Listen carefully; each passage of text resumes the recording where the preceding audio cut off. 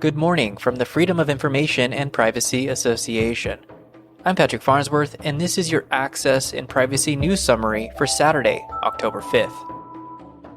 Coming up on Access and Privacy Online, Quebec's bilingual municipalities challenge Bill 96.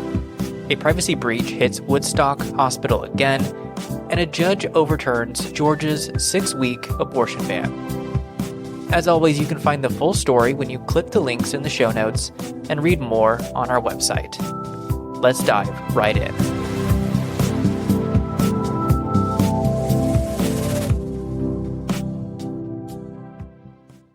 First up, municipalities in Quebec are challenging the province's recent language law, Bill 96. 23 bilingual municipalities have requested that a judge suspend parts of the law, arguing it could restrict the use of English in public services.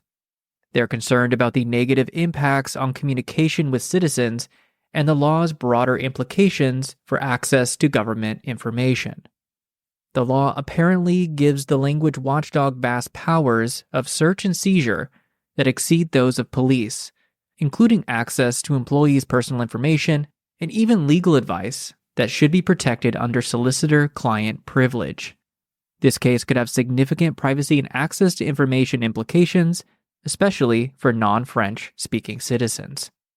In documents obtained through Freedom of Information, Ontario is staring down a worsening teachers' shortage. In briefing documents for the new Minister of Education, the Ontario province's teacher shortage is expected to get worse into 2027. The shortage could impact education quality, with fewer teachers available to meet growing student needs.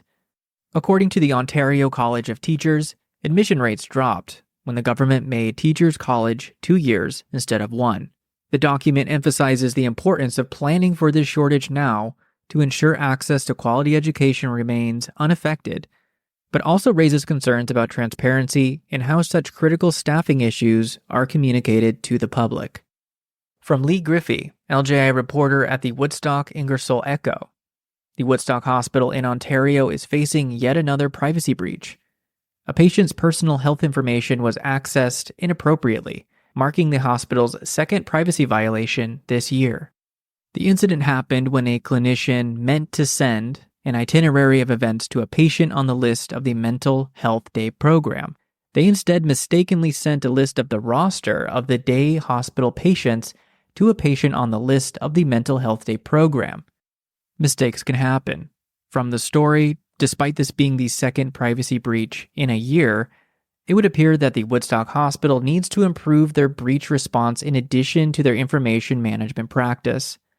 This incident highlights ongoing concerns around data protection in healthcare and the risks posed by lax information management practices. With the sensitive nature of health records, breaches like these put patient trust and confidentiality at risk. As always, you can find the full articles and links to any of these source outlets these summaries are built from in the FIPA show notes. From Carol Baldwin, LJI reporter at the Waukah Recorder. The last day of voting in the Saskatchewan provincial election is October 28th. Papers across the province are starting to run their candidate profiles. In the Batoche writing, political candidates have responded to voters' concerns about transparency and privacy in government. Candidates there emphasize the need for better information access and stronger protections for personal data. As privacy concerns grow, voters are increasingly focused on how future representatives will address these issues. Privacy rights, especially in rural areas, appear to be a key election topic in the region. Moving to the West Coast, BC Housing is facing serious questions about its program administration during this election cycle. According to documents obtained through Freedom of Information requests, there are serious infractions where the Affordable Home Ownership Program is being misused for personal benefit. CBC reporting reveals that in at least one development, people violated the terms of contracts requiring them to live in their suites for at least 2 years. Many also already owned property, in some cases, multiple homes worth millions. Documents also reveal BC Housing was well aware of the situation and potential scandal. It identified 2 years ago that the public becoming aware of this was a high risk as it could be perceived as program abuse or fraud. This is definitely not the first evidence of the public release of information being framed as a risk, but it does provide an excellent example of how risk analysis overrides public interest in public bodies. Here's a quick reminder for public bodies and bureaucrats who may have forgotten. Public bodies are accountable to the public. They are supposed to serve. For that to work in a liberal democracy requires public bodies to be transparent. Wrapping up this Canadian segment at the federal level, the National Security and Intelligence Review Agency is urging the Communications Security Establishment, or CSE, to either make significant changes to its polygraph testing methods or discontinue them altogether. The report highlights concern about the accuracy and reliability of polygraph results, especially when used in sensitive security screenings. It also says CSE policies didn't adequately address privacy issues and outlines concerns involving the collection and use of personal and medical information.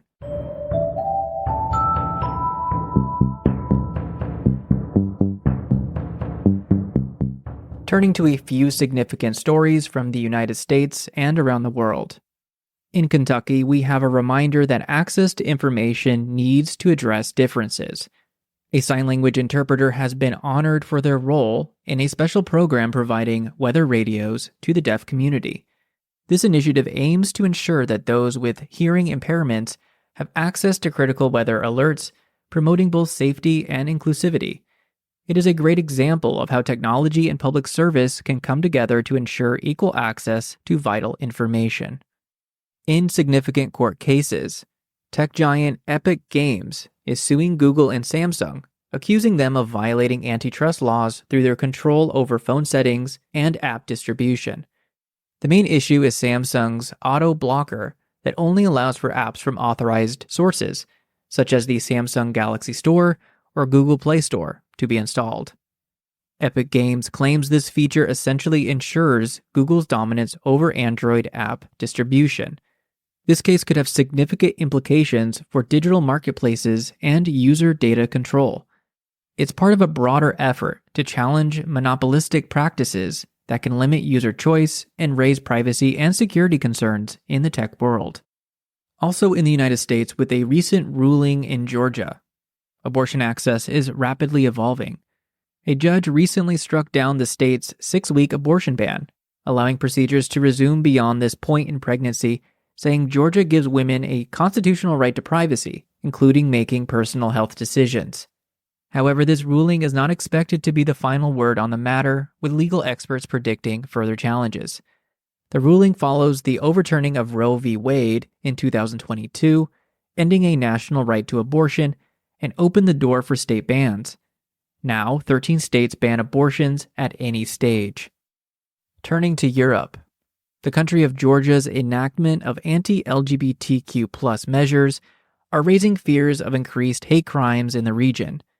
The day after the enactment of a law restricting LGBT rights, including depictions of LGBTQ+ relationships and people in the media, a transgender model and actress was murdered in her home, causing fear the measure could increase hate crimes. Due to the measure's similarities to those in Russia, some Georgians fear they are being drawn further into Moscow's orbit after more than 3 decades of independence following the collapse of the USSR. This development shows ongoing tensions in the conservative South Caucasus region, where privacy, human rights, and access to healthcare remain contentious issues. As a reminder, you can find links to all this information in the FIPA show notes and website. Amongst all the stories on social media and artificial intelligence, there are more than a few that impact them. In California, Governor Gavin Newsom has vetoed a bill that aimed to establish the first AI safety measures in the United States. This bill would have introduced guidelines for the development and use of artificial intelligence to prevent misuse, but critics argue it didn't go far enough in addressing the risks.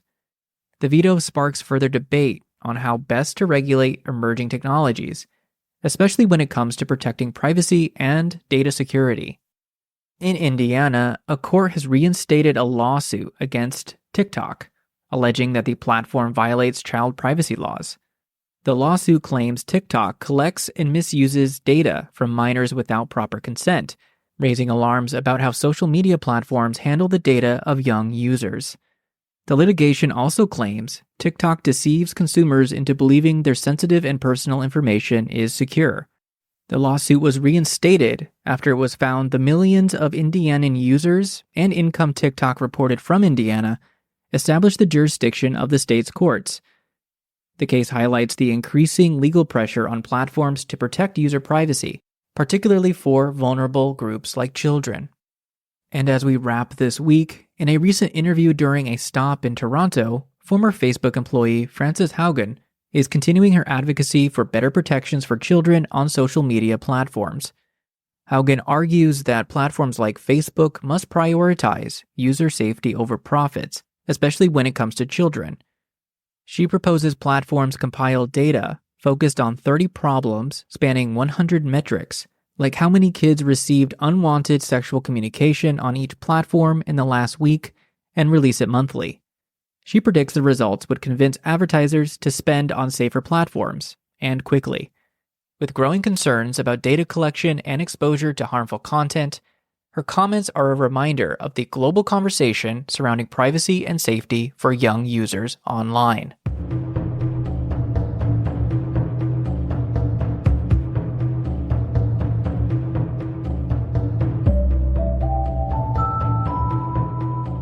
That brings us to the end of this episode of Access and Privacy Online. We hope you found today's stories insightful and helpful in staying informed about the latest issues surrounding privacy, information management, and public transparency. To help us keep the lights on, be sure to subscribe through FIPA News Monitoring or consider a donation. As always, a big FIPA thank you to all the contributors, reporters, and outlets that make this podcast possible. Original music in today's show was composed by the mysterious Breakmaster Cylinder. Our writer is Sean Fisk. And I'm Patrick Farnsworth, your host and producer. Thank you for joining. Be sure to check back next week for our take on the stories in the information field that impact you. Stay safe and stay informed.